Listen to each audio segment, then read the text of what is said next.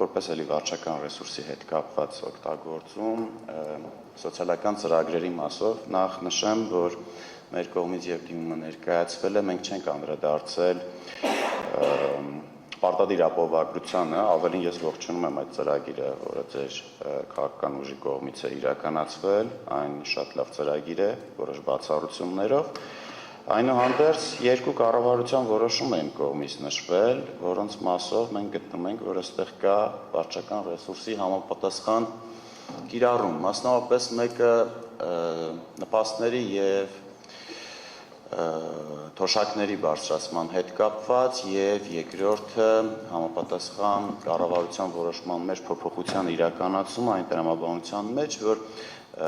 Լեռնային Ղարաբաղի Հանրապետության քաղաքացիների մասով եւ պրոցեսիայի պայմանագրեր էր կնքվել, ընտրությունների նախաշեմին կառավարությունը որոշում կայացրեց զիջել այդ պարտավորությունները մինչև 5 միլիոն դրամը չգերազանցող որոշ խավի շրջանակներում, ինչ վերաբերվում է նպաստների մասով, տեսեք, հայտարարություն եղավ նույն քաղաքական ուժի կողմից, որ ինչի համար պետք է նպաստները բարձրացրենք այդ 10,000 դրամը եւ այլն, եւ տեսեք, 2023 թվականին ընդունված սեսիայի պայմանագրով չի արվել որևիցե գործողություն, ընտրությունների նախաշեմին որոշում է կայացվում զիջել այդ պարտավորությունները, ինչպես քաղաքացիներ, այնպես էլ Արցախի Հանրապետության, որոնք հիմնականում վստահ եմ արդեն դարձել են Հայաստանի Հանրապետության քաղաքացիներ, եթե այս մասով որևիցե վիճարկում կներկայացվեն ընտրություններ, որևիցե որոշում տվյալ որոշման մասով կառավարության չի եղել պարտավորություն զիջելու։ Ընտրությունների նախաշեմին որոշեցիք զիջել։ Ամբողջ կառավարման ընթացքում, վերջի կառավարման ընթացքի մասին է խոսքը, Տիկին Գալյան, դուք նշեցիք, որ կառավարությունը բազմիցս նպաստներ է բարձրացրել 19 թվականից սկսած, միգուցե։ Խոսքը վերաբերում է վերջին կառավարության ծրագրի շրջանակներում։ Այո, ձեր կառավարության ծրագրով սահմանված է դրանց բարձրացումը եւ այլն եւ այլն։ Ինչու ամբողջ ժամանակահատվածում ոչինչ չարեցիք եւ վերջում որոշում կայացրեցիք թոշակ բարձրացնել, նպաստ բարձրացնել, չնայած դրանից առաջ հայտարարում եք, մի քանի ամիսներ առաջ հայտարարում եք, որ դրա անհրաժեշտությունը չկա, եւ ինչու 23 թվականից մինչեւ 26 թվականը, որից է պարտավորություն չզիջեցիք եւ զիջեցիք ընտրություններից առաջ։ Արդյոք այս ամեն ինչը անկողմնակալ երրորդ անձնիտորտի մոտ չի կարող առաջացնել համապատասխան կարծիք, որ հոգուտ ձեր ընտրողների դուք կառավարության կողմից սոցիալական ծրագիր իրականացիք, որովհետև եկեք դուք եք գտնում եք, որ այդ ասում եմ հարցը ձևակերպենք, հարցը արդեն ձևակերպեցի։ Ինչու։ Շնորհակալություն։ 2019 թվականին ներդրվել է նվազագույն կենսաթոշակ եզրույթ եւ այն սահմանվել է 25500 դրամ։ 2020 թվականից բարձրացել է նվազագույն կենսաթոշակը։ Հիմնական կենսաթոշակը 10 տարուց ավել յուրաքանչյուր տարվա արժեք 800 դրամից 950 դրամ, զինվորական ծառայության 1 տարվա արժեքը 1500-ից 1600 դրամ։ 010122-ին բարձրացվել են նվազագույն կենսաթոշակը։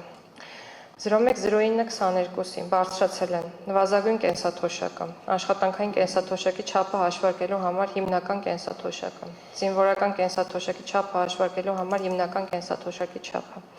0107-2023-ից բարձրացել են նվազագույն կենսաթոշակը, աշխատանքային կենսաթոշակի չափը հաշվարկելու համար հիմնական կենսաթոշակը, չափերին կարող եք ծանոթանալ բաց ինֆորմացիա է,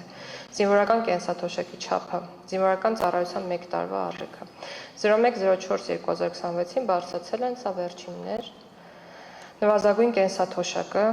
եւ այլն։ Հետ վճարի բարձրացում 0107-2022-ին ներդրվել է կենսաթոշակառուներին եւ նպաստառուներին անկանխիկ վճարումների դիմաց հետ վճարի քեշբեքի համակարգը։ Հետ վճարի չափը 10%։ 0109-2024-ին բարձրացվել է հետ վճարի չափը 10-ից 12%։ 0101-2026 թվականին։ Մի խոսքով, սա անընդհատ եւ բարբերական process է եղել բարձր դատարան, ինչ վերաբերում է մյուս հարցերին, մյուս հարցերը ունեն համանման պատասխաններ։ Որ դուք ասում եք սոցիալական ծրագրեր չեք արել, օրինակ պարտքի զիջում եք արել, ես ուզում եմ ձեր հիշողությունը թարմացնել։ Վարչական իրավախախտումների համար վճարման մեխանիզմի այլ մեխանիզմի գործարկումը, ինչ էր, եթե ոչ սոցիալական ծրագիր։ Խոսքը ավելի վաղ տուգանքները վճարելու եւ զեղչային համակարգից օգտվելու մասին է։ Վարկառուների հետ կապված, որոնք չէին կարողանում փակել իրենց վարկերը։ Մենք ունեցանք սոցիալական ծրագիր, որպեսզի գրանցված աշխատավարձ ունենալու դեպքում այլևս վարկառուները կարողանան այդ աշխատավարձի որոշակի չափաբաժինը ուղղել վարկի մարմանը։ Խոսքը անհուսալի վարկառուների սոցիալական ծրագրի մասին է։ Սուբսիդավորումները, բնակարանների ձեռքբերման ուղղված։ Ես կխոսեմ Ղարաբաղից տեղահանված մեր քույր եւ եղբայրների վերաբերյալ կամ իրենց վերաբերող ծրագրի մասին, որոնք սկսել են գործել, կարելի ասել, շատ հրատապ ռեժիմով այն բանից հետո, երբ այդ տեղահանումը տեղի է ունեցել։ Այսինքն այս ծրագրերը կրել են շարունակական, պարբերական բնույթ։ Վստահաբար կան ծրագրեր, որոնց մասին ես հիմա չեմ հիշի,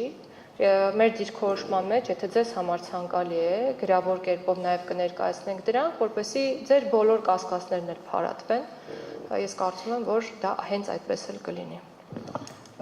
Լրացնելով Տիկին Գալյանի պատասխանը, նախ որոշակի ամփոփելով, կարծում եմ, որ չափանիշը շատ պարզ է եւ ձեր ասած արդյոք չի կարող անկողմնակալ դիտորդի մոտ նման տպավորություն ստեղծվել թե ոչ, այդ հարցի պատասխանը կախված է նրանից, թե ինչքանով է նախընտրական շրջանում վարվող քաղաքականությունը եւ կատարվող գործողությունները համընկնում դրան նախորդող շրջանում կատարվող գործողություններից եւ քանի որ տվյալ դեպքում ինչ որ կտրուկ կամ որևիցե նկատելի տարբերակում չկա, կարծում եմ, որ անկողմնակալ դիտորդի մոտ նման տպավորություն ստեղծվել չի կարող։ Ավելին, Լեռնային Ղարաբաղից տեղահանված մեր քաղաքացիներից, ցավով եմ սա նշում, բայց 120,000-ից մոտավոր թվերով նաեւ ՆԳՆ ներկայացուցիչ ճշտեցի, որտեղ իրենք ինստիտուցիոնալ այս տվյալին տիրապետում են, 120,000-ից քաղաքացիություն ստացել է կեսից քիչը 40,000 անց եւ